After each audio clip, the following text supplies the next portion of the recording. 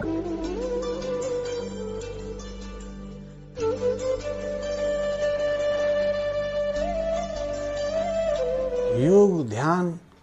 ध्यान या अध्यात्म की जब भी बात होती है तो सूक्ष्म शक्तियों की, सूक्ष्म अमर आत्माओं की बात भी चलती रहती है। और ये सूक्ष्म शरीरी आत्माओं का जो प्रकटीकरण है वो सहस्त्रों वर्षों से होता रहा है। लाहिड़ी मासे ने आज से करीब 150 साल पहले ऐसी सूक्ष्म शरीरधारी आत्मा से क्रिया योग नामक एक ध्यान की पद्धति को प्राप्त किया था, आत्मसात किया था, और उसका बहुत आज लोगों को जानकारी है। लेकिन ऐसी सूक्ष्म शरीरधारी आत्माएं तो सदैव विद्वान रही हैं, आज भी विद्वान हैं, और वो उनका निवास सिर्फ हिमालय नहीं है, वो कहीं भी प्रकट कर सकती हैं कि सूक्ष्म शरीरधारी ऐसी आत्माओं के पास वो विशिष्ट क्षमता रहती है कि वो सूक्ष्म अणुओं से, सूक्ष्म परमाणुओं से कहीं भी किसी भी तरह का शरीर धारण कर सकती हैं। वो भारत में भी धारण कर सकती हैं, वो नेपाल तिब्बत में वो शरीर को निर्मित कर सकती हैं, और वो अपने को प्रकट करना चाहें तो यूरोप और अमेरिका में भी कर सकती हैं। ऐसी कई घटनाओं का उल्लेख आज से करीब 250 साल पहले अलेक्जेंडर डेवन नील जो फ्रांस की एक पर्यटक थी, वो उन्होंने बहुत सारा समय भारत में, नेपाल में, तिब्बत में, चीन में व्यतीत किया, और अंततः वो तिब्बत के एक मठ में रहकर लामाओं के समूह के साथ रहकर वो स्त्री लामा का रूप में परिवर्तित हो गई। और शायद आपको जानकर आश्चर्य होगा, अलेक्जेंडर डेवन नील पहली ऐसी महिला थी जिनको महिला होने के बावजूद भी लामा की उपाधि मिली। और उन्होंने अपने कई अनुभवों में इस बात को स्पष्ट किया है कि ऐसी सूक्ष्म आत्माओं के साथ उनका कई बार संपर्क स्थापित हुआ, कई बार वो ऐसी सूक्ष्म आत्माओं से मिले।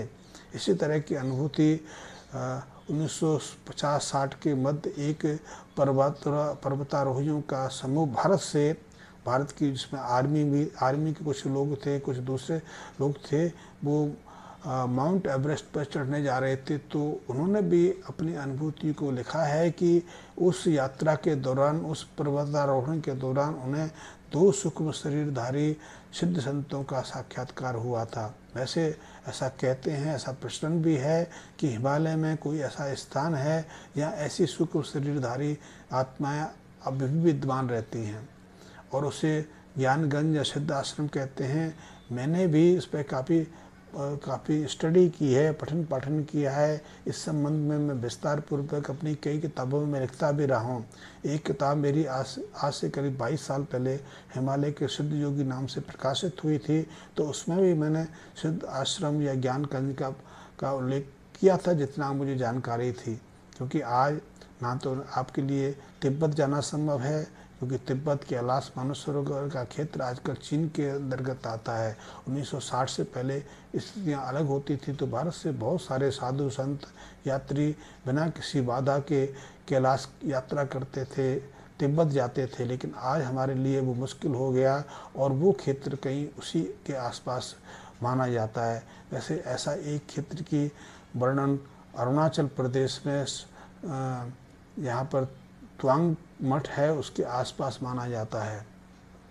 त्वांग मठ के साथ भी कुछ रहस्य जुड़े हुए हैं। इन संबंध में मैं अगली किसी वीडियो में आपसे चर्चा करूंगा। लेकिन मेरा कहने का है कि ऐसी सूक्ष्म शरीरधारी आत्माएं सर्वत्र विचरण करती हैं। ऐसी आत्माओं का साक्षात्कार आपको ब्रज में, वृंदावन में भी हो सकता है, बरसाना में भी हो सकता है, गोकुल में भी हो सकता है, कामा में भी हो सकता है, बनारस में हो सकता है।